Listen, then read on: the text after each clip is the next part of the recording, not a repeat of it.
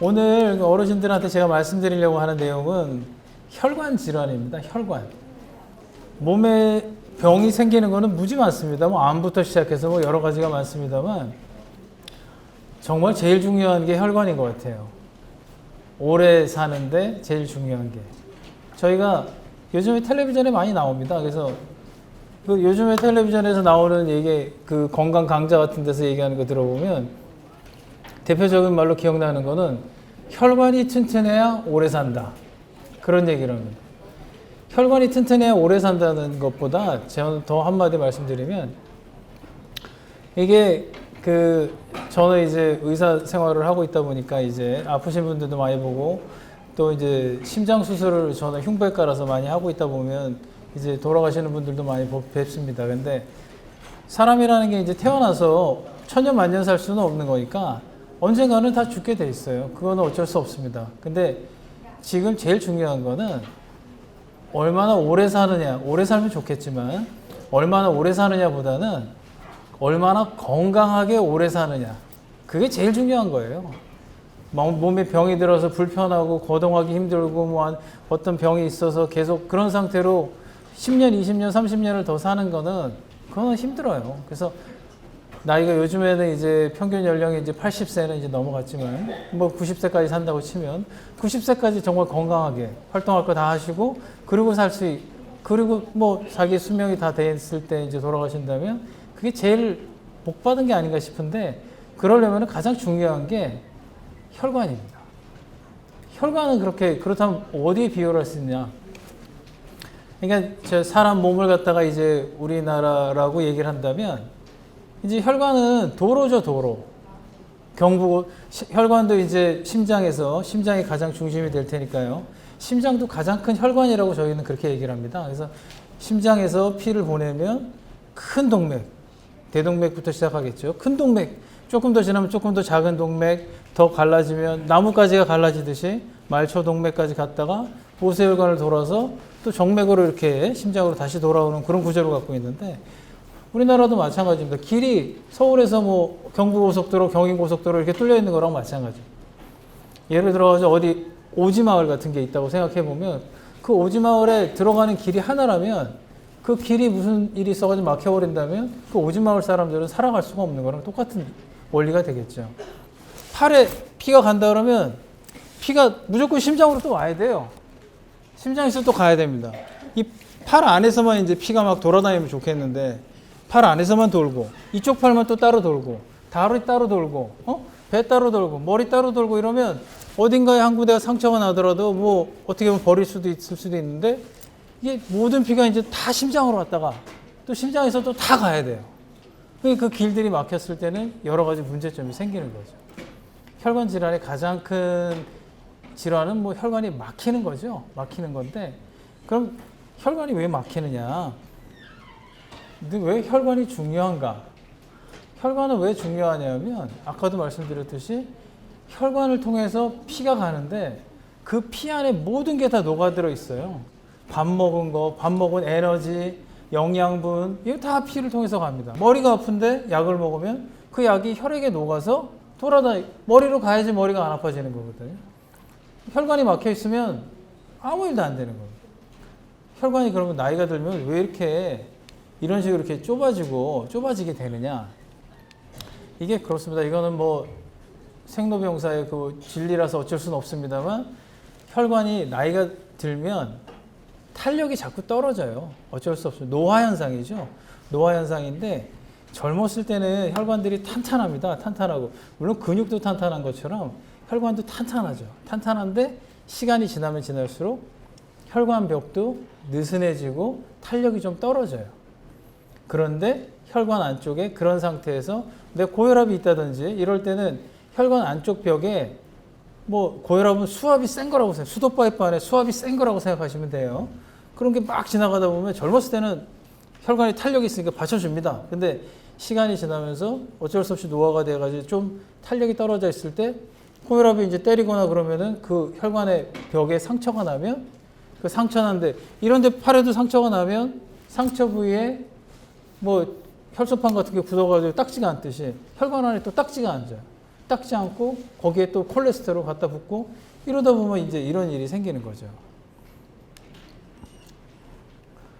아까도 이런 식이 되고 그 안에 이렇게 혈관이 좁아져 있으니까 혈액 안에 어떤 혈전 같은 게 막 돌아다니다 이렇게 콱 막아버리게 되면 그 아랫부분은 피가 안 가는 현상이 생기는 거죠. 되게 이게 혈관이 그러면 다음 사진 보여드릴게요. 작년에 이건 우리나라 통계청에서 나온 건데요. 대한민국 사망 원인. 작년에 돌아가신 분들이 왜 돌아가셨는가? 그 이유를 따져봤더니 1등이 암이었어요. 암은 뭐 워낙 많으니까 요즘에는 암 아니면 뭐 나이 들어서 병에 걸리면 사고가 아니면 암 아니면 뭐 치매다 뭐 이런 얘기가 있을 정도입니다만 실제로 암이 제일 많았고 2등이 심혈관 질환. 아까도 얘기했지만 심장은 가장 큰 혈관이라고 생각하시면 되거든요. 그러니까 몸에 있는 혈관이 문제가 돼가지고 돌아가신 게 2등. 3등은 뇌혈관 질환.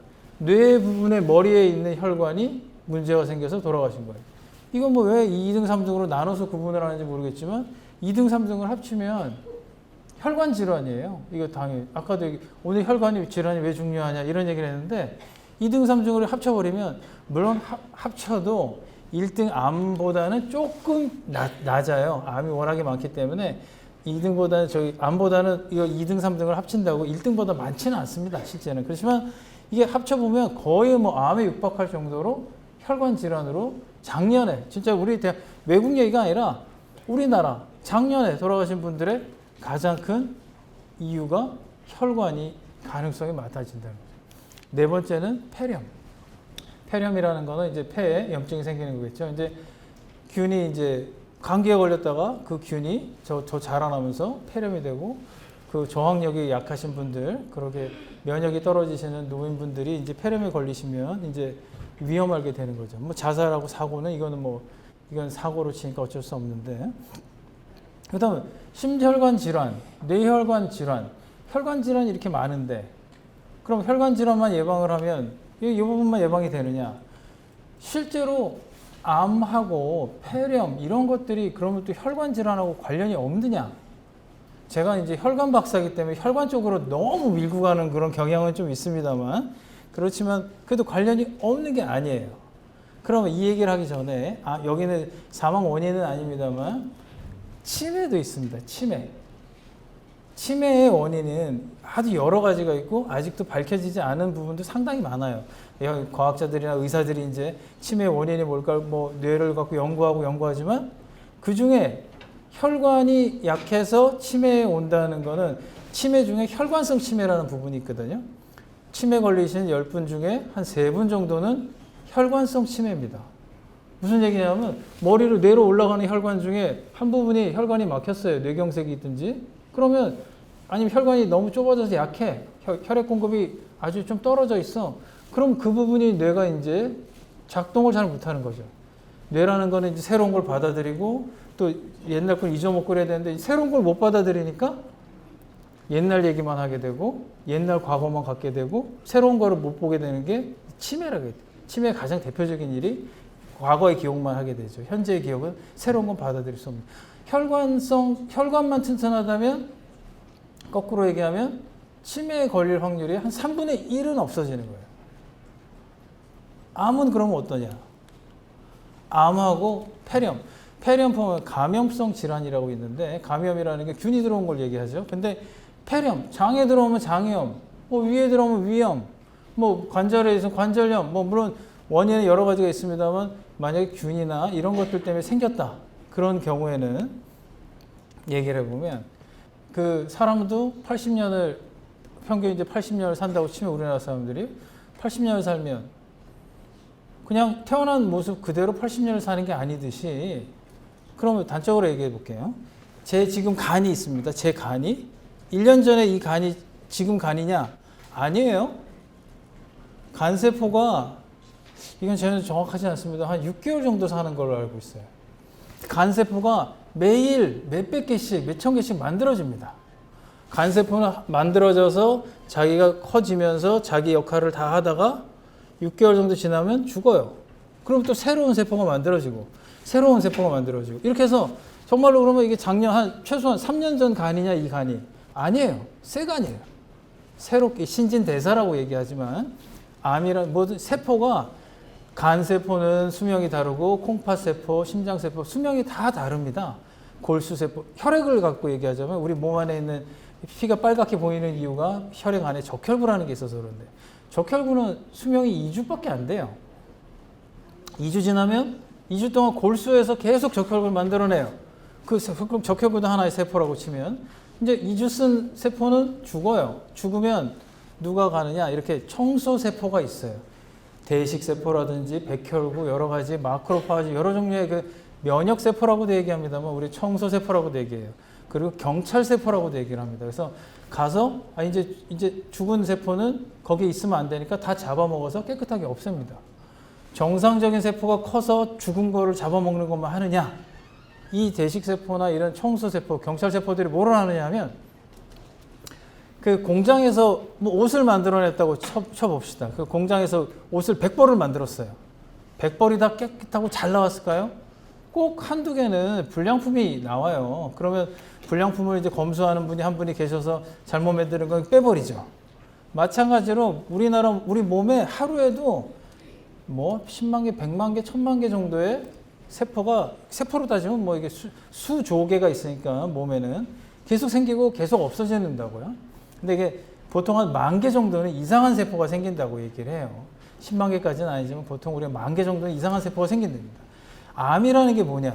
그 암에 대해서 잠깐만 설명을 드리면 아까 간세포가 말씀드렸듯이 얘가 이제 만들어져서 6개월 정도 있다가 그러면 자기 일 다 하고 그러니까 어쩌면 그 세포 하나가 아기, 청소년, 그 다음에 성인, 그 다음에 노년을 거치고 죽는 거예요. 세포 하나하나가 다 몸에서 계속 그런 일이 일어나는 건데요. 근데 어떤 이상한 세포가 나옵니다. 걔는 안 죽어요. 안 죽고 뭔가 잘못 만들어진 거야.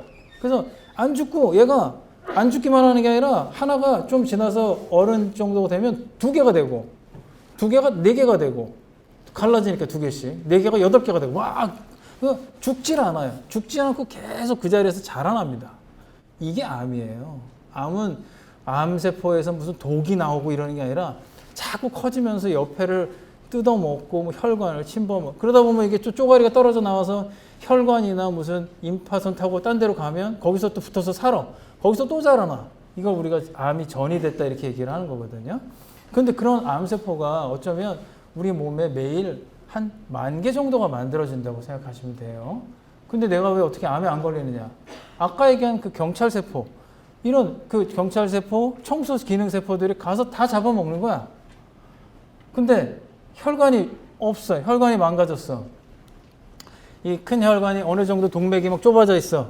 이런 분들은 말초혈관들은 수도 없이 막혀 있을 거예요.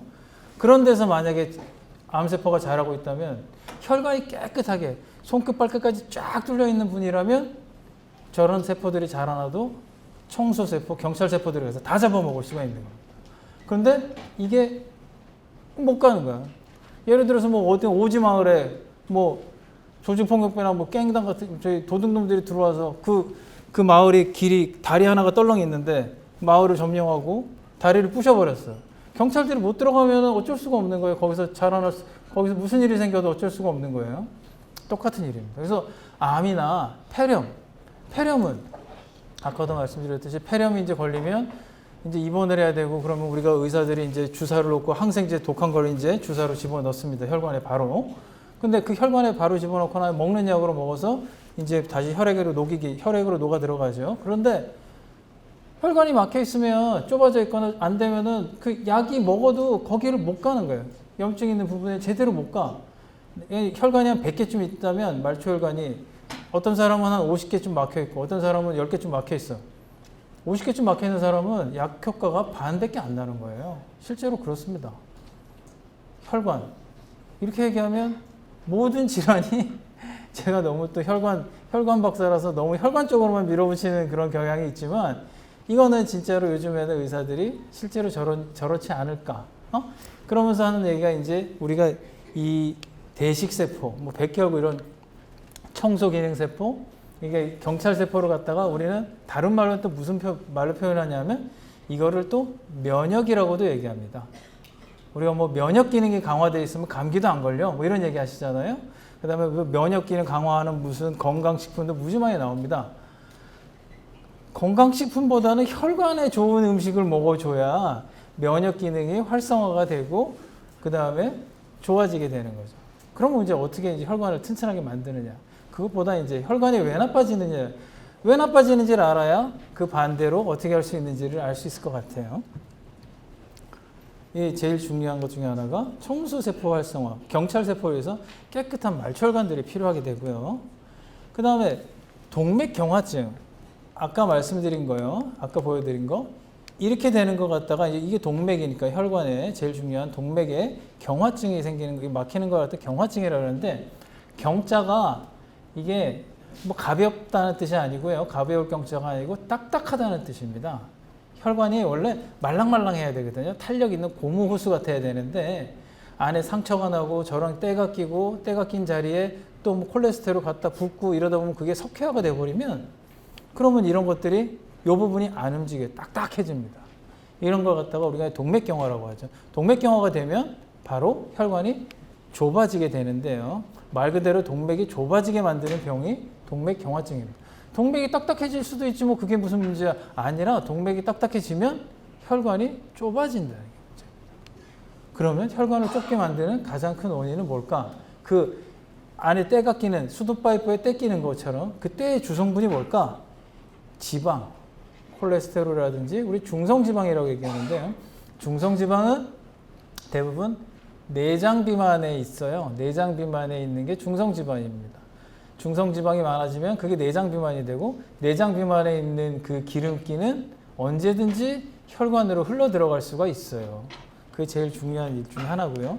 혈전이 또 있게 되고요. 혈관 부위 아까 얘기한 것처럼 혈관이 째지거나 상처를 받는 그런 부위에 이제 혈전이 들러붙어 버리면 혈관이 또 좁아지게 되겠죠. 그 가장 큰 동맥경화증의 원인은 고혈압, 당뇨, 고지혈증. 이게 뭐냐면 콜레스테롤 높은 거죠. 고지혈증은. 이건 뭐 우리가 알고 있는 가장 큰 대표적인 이제 성인병이죠. 성인병. 그 다음에 흡연, 비만, 스트레스. 이런 병은 안 걸리는 게 좋지만 걸리면 어쩔 수 관리를 잘해야 되는 이게 가장 중요한 이유고 흡연은 당연히 아직도 어르신들 중에도 담배 피시는 분들도 계실 텐데요. 흡연에 대해서 잠깐 얘기하면 어떤 제 환자분들 중에 그런 분이 계시는데 아직도 담배를 태우세요. 심장병이 있는데 담배 좀 끊으시라고 내가 그렇게 야단을 쳐도 나는 이제 아니 젊었을 때는 뭐 한 갑씩 폈는데 요즘에는 많이 줄여서 한 반갑 펴. 젊었을 때 한 갑이 나이 들어서 반갑이랑 똑같아요. 그게 몸에 미치는 영향이 젊었을 때 혈관이 탄탄할 때 한 갑이랑 아까도 얘기했지만 이게 노화가 되면서 혈관 벽이 탄력이 떨어졌을 때의 반갑이랑 똑같아요. 이제 담배를 줄인 게 아니야. 저기 한갑 피다가 반갑 피는 게 줄인 게 아니고 그냥 그대로 계속 피는 거랑 똑같아요. 만약에 지금 한갑을 피우고 계신다면 2배를 태우고 계시는 거예요. 그래서 지금 한가치가 어쩌면 젊었을 때의 2가치, 3가치 효과만큼 나쁘다라는 걸 알고 계셔야 돼요. 그리고 비만은 이제 체중 관리하셔야 되고 스트레스는 뭐 어쩌겠습니까? 이거는 제 개인적으로 탈피하는 방법밖에 없는데 그러면 그런 것들 중에 이제 고혈압이나 이런 것부터 잠깐 알아볼게요. 고혈압 환자분들이 제일 먼저 이거 아래부터 보면은 작년 우리나라 고혈압 학회에서 나온 건데요. 대한민국 국민의 1,100만 명 정도가 고혈압 환자라고 얘기를 해요. 5천만 중에. 여기 5분 중에 하나예요. 5분 중에 하나씩. 고혈압 환자입니다. 이게 1,100만 명이 고혈압 환자로 저희가 추정을 하는데 실제로 약을 먹는 분들은 한 800만 명 정도 된다고 봐요. 그래서 한 300만 명 정도는 고혈압이 있는데 약을 안 드세요. 뭐냐? 이렇게 얘기를 하십니다. 증상도 없는데 뭐 고혈압이 뭐 혈압 재보면 150이야. 아니 뭐 조금밖에 안 높은데 무슨 약을 먹어? 드셔야 됩니다. 아, 약 먹는 거 귀찮아. 나는 안 먹고 그냥 난 뭐 아무 증상도 없는데 왜? 아까도 얘기했지만 이거는 고혈압은 침묵의 살인자라고 얘기를 합니다. 그리고 또 수도 파이프 안에 수압이 되게 센 게 와서 부닥치는 거랑 똑같아요. 혈관이 정말 쇠파이프처럼 단단하다면 팍 세게 부닥쳐도 괜찮을 텐데 이게 느슨한 그냥 헝겊이라고 비슷하다고 생각하면 부닥칠 때마다 그냥 벽에 상처가 나다가 그럼 그 부분이 상처난 부분이 아물다가 또 콜레스테롤 낑기고 이러면 이게 아까 말씀드린 동맥경화증이 됩니다. 혈관이 딱딱해서 동맥경화 수도 파이프에 때가 꼈다. 뭐 우리나라 지금 여기 강당에 수도 파이프에 때가 꼈다 하면 파이프로 교체하든지 아니면은 청소를 한번 뭐 안에다가 뭐 소를 넣어서 닦든지 그러면 될 텐데 사람 혈관은 동맥경화증이 생겨서 좁아진 거는 다시 안 넓어져요. 절대 그 때가 녹지 않아요. 늘어나지 않을 뿐이 지금부터라도 잘 관리를 하면 더 생기지 않고 늘어나지 않을 뿐이지 절대로 없어지진 않아요. 그러니까 지금부터라도 조심하셔야 되고 고혈압은 아무런 증상이 없어도 증상이 140, 90 이상이다. 위에가 140, 아래가 90 이상이라면 고혈압 약을 드시는 게 좋아요. 고혈압 약 하나 드시라고 그러면 약 먹기 싫어. 집에 가서는 매일매일 무슨 저기 건강식품 이런 거를 뭐 비타민 이런 거를 한 11씩 드시는 분이 왜 그 고혈압 약 하나 드시라는 거는 왜 안 드시나 그거 나 지금 이해가 안 가는 그런 분이 가끔 계세요. 120 정도, 요 정도까지는 괜찮고요. 120, 80 우리가 정상이라고 얘기를 하죠. 근데 140이나 위가 140이나 아래가 90 이상이다 그러면 혈압약을 드시는 게 좋습니다. 왜냐하면 동맥경화가 생기지 않고 동맥경화가 생기지 않으면 아까도 말씀드린 여러 가지 질병이 생기지 않아요. 고혈압, 혈압을 아까 어떤 분이 140, 90으로 병원에 오셨어요. 그러면 약을 좀 먹으면 약을 하나만 먹으면 보통 120, 80 정도까지 떨어집니다.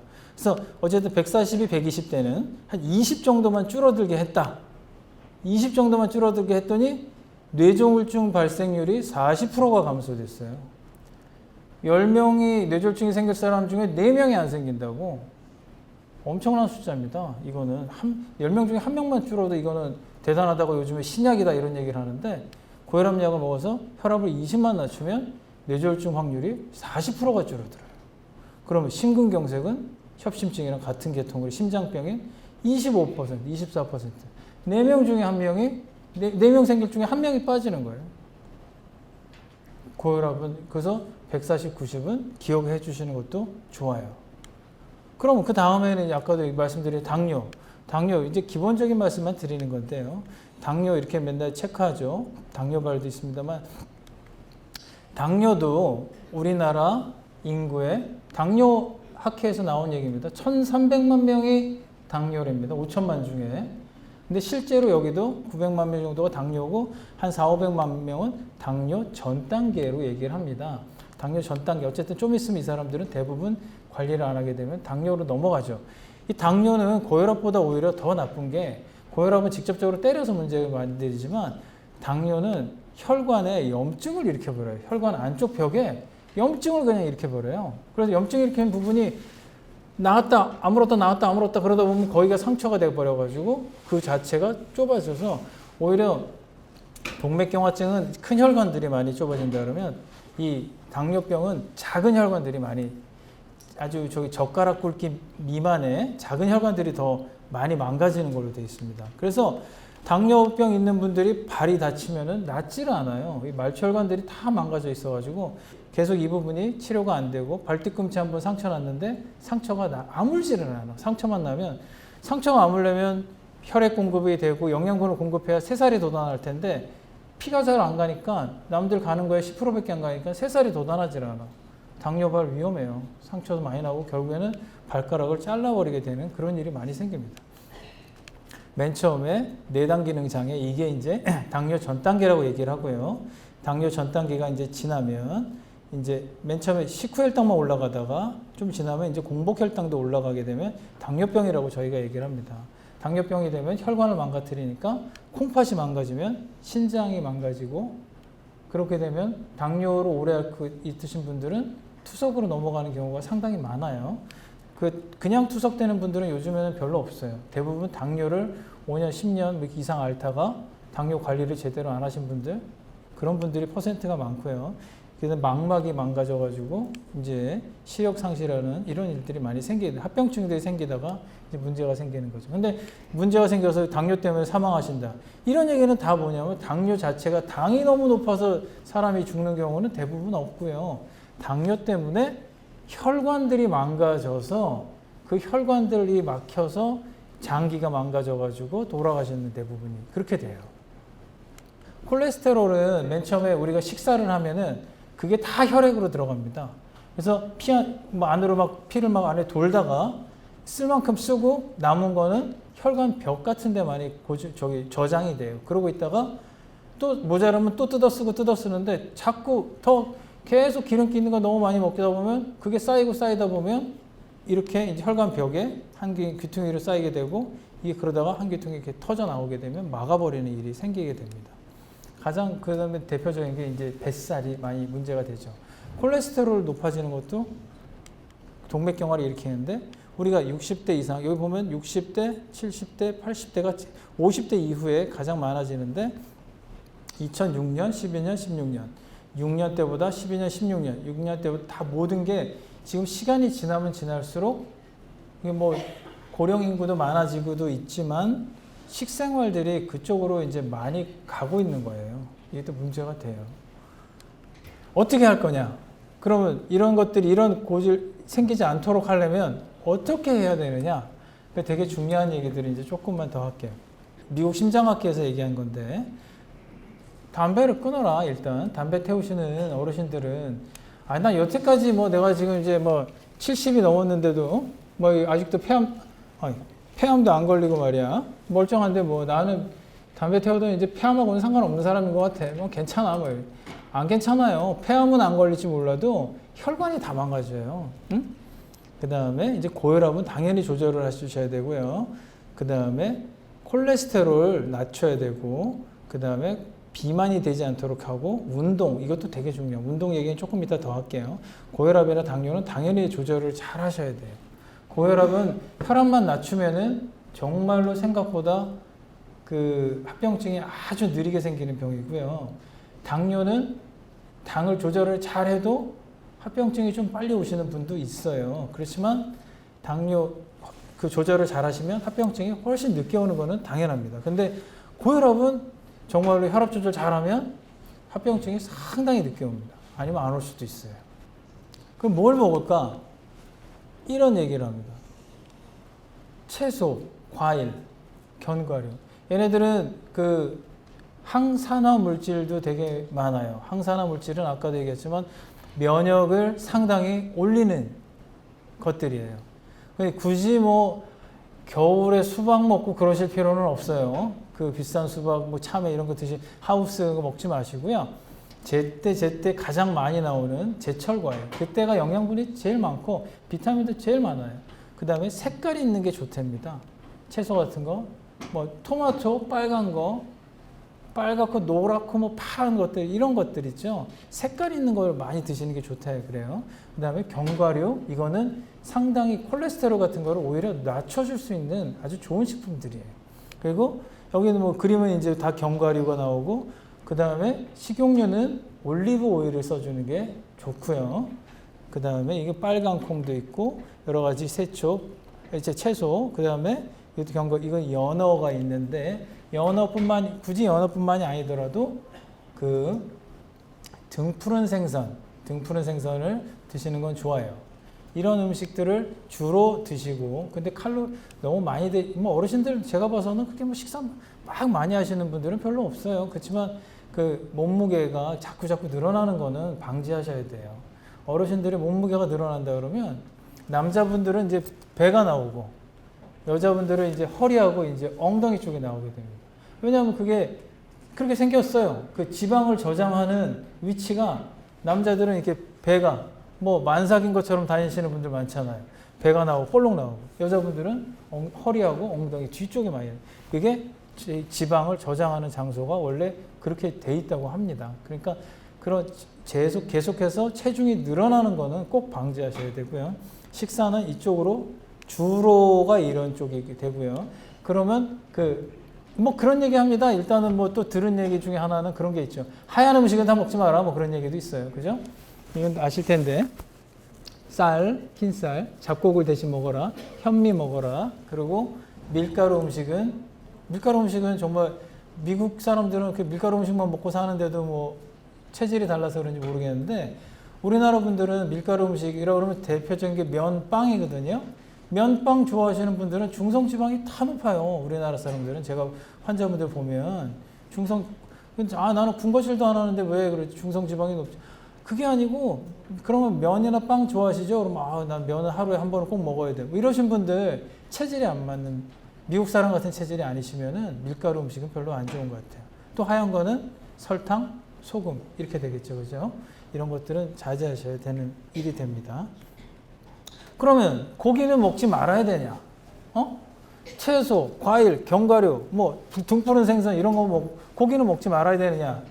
고기는 꼭 먹어야 돼요. 제가 여기서 말씀드리는 건 고기는 저 뒤에는 더 얘기하겠지만 그 건강하게 오래 사는 거에 가장 중요한 거는 이런 성인병이 안 걸리는 게 중요하지만 걸렸다면 관리를 잘 하시는 게 중요하고 그 다음에 또 중요한 거는 근육이 많아야 돼요. 사람이. 근육이 많아야지 오래 삽니다. 그거는 이제는 결정이 됐어요. 저희 의사들도 완전히 거기에 그게 아니다라고 얘기하는 사람은 아무도 없을 정도로 근육이 많아야 되는데 근육은 단백질이라서 고기를 먹어줘야 돼요. 제가 아는 일본 의사분이 한 분 계신데 연세가 지금 93? 그 정도 되셨어요. 근데 그분은 지금 자기 개인 병원이 있어가지고 아침에 일어나서 식사는 가볍게 이제 하시고 그 다음에 오전 내내 자기 병원에 와서 진료를 다 보세요. 그 다음에 점심 때는 이제 그 병원 직원들이랑 아주 정말 소량 드시고 그 다음에 오후에는 뭐 어디 강연도 가고 제가 봐서는 한 70 정도밖에 안 보이는데 나중에 물어봤더니 연세가 93이더라고요. 저녁 식사는 뭘 하시나 봤더니 뭐 밥이나 이런 건 한 반 공기씩 드시지만 그분은 꼭 그 고기를 딱 여기 손바닥만큼 보다 아니면 한 3분의 2만큼 요만큼 딱 고기를 매일 드세요. 이게 근육이 안 없어지는 그러면서 가볍게 운동은 계속 해주시고 운동하는 건 좀 이따 또 말씀드릴게요. 근데 요만큼 꼭 드신다는 거예요. 그게 근육이 안 빠지는 가장 중요한 일이다. 이렇게 해서 자기가 아직도 근력 좋게 활동하고 일도 할 수 있고 자기 또 움직이니까 치매도 안 걸리고 그래서 자기는 건강하게 자기는 뭐 내일 당장 죽을지는 몰라도 지금까지는 건강했으니까 괜찮다 이렇게 말씀하시더라고요.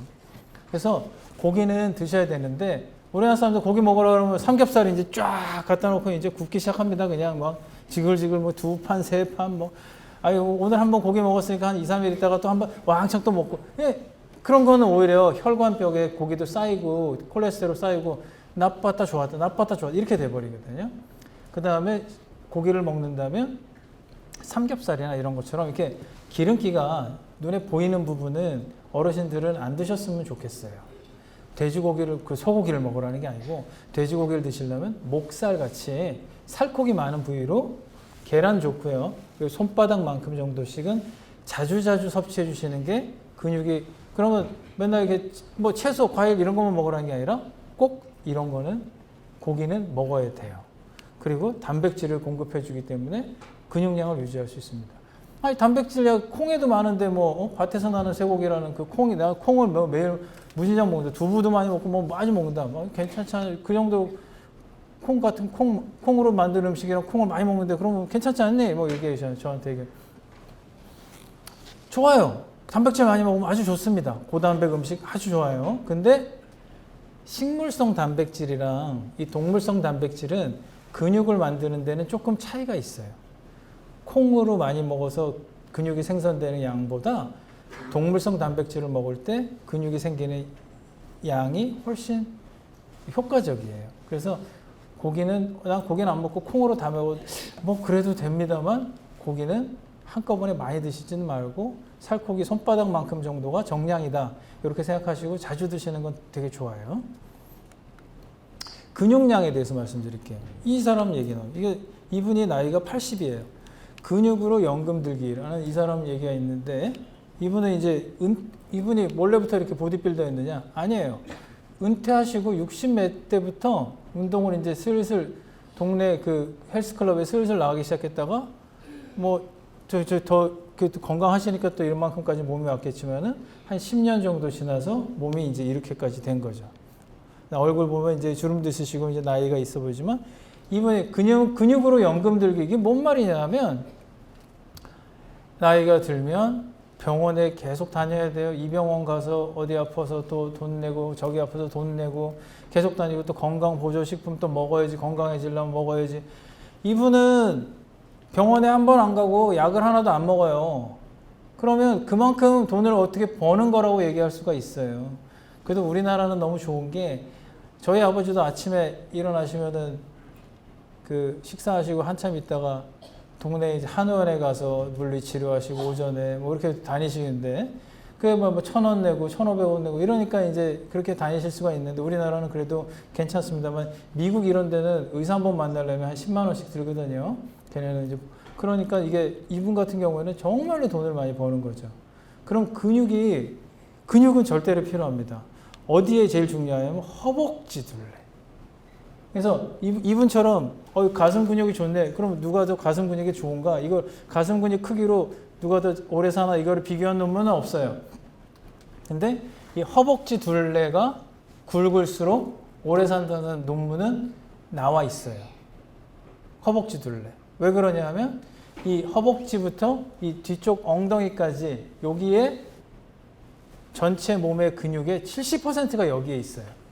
그래서 허벅지 둘레가 굵다.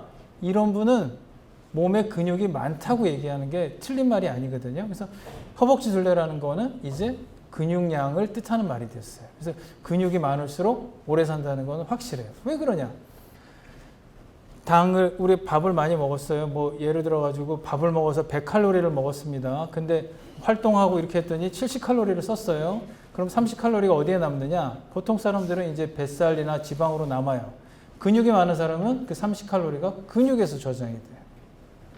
그러니까 그런 사람들은 어떻게 되겠어요? 당뇨에 안 걸립니다. 근육이 많은 사람은 당뇨에 걸리지 않아요. 콜레스테롤 그것도 빨리빨리 근육에서 저장을 하고 그 다음에 그뿐만이 아니라 혈압도 혈관 계속해서 근육이 세면은 근육의 사이즈가 크기 때문에 혈관이 계속해서 근육에 먹여 살려야 되기 때문에 혈액 공급을 왕성하게 하려고 근육에 계속 탄력을 유지를 해요. 그래서 근육이 많은 사람은 혈관 튼튼해, 탄력이 있어. 그 고혈압이 안 걸린다는 얘기죠. 그 다음에 아까 얘기한 것처럼 남는 당은 근육이 보관을 해요. 그러니까 당뇨도 훨씬 안 생기고 그 다음에 콜레스테롤도 마찬가지 당처럼 저장이 됩니다. 근데 근육량이 많을수록 좋아요. 그 다음에 또 뭔 일이 있냐면 우리가 살이 찌는 거는 500칼로리를 먹었는데 400칼로리 있으면 남는 게 100칼로리니까 계속 100칼로리씩 매일 쌓이다 보면 그게 살이 되는 건데 제가 그냥 보통 사람이 그냥 이렇게 누웠다 일어났다 밥 먹고 자고 이렇게 하루를 보내는데 1000칼로리를 쓴다면 근육이 많은 사람이 누웠다 일어났다 밥 먹고 누웠다 똑같은 짓을 했는데 근육이 많은 사람은 1500칼로리를 씁니다. 왜냐하면 근육이 많으면 근육이 에너지를 또 쓰거든. 그래서 비만도 안 생겨요. 그러면 근육량을 어떻게 늘려요? 허벅지 근육을 어떻게 키워야 되느냐? 간단한 운동법을 제가 하나 알려드릴게요. 제일 좋은 사람들은 허벅지 뒷근육과 이제 ong덩이 근육 이 부분을 키우려면은 제일 좋은 방법은 스쿼트라고 얘기를 합니다만 그냥 이건 보세요. 이게 그래서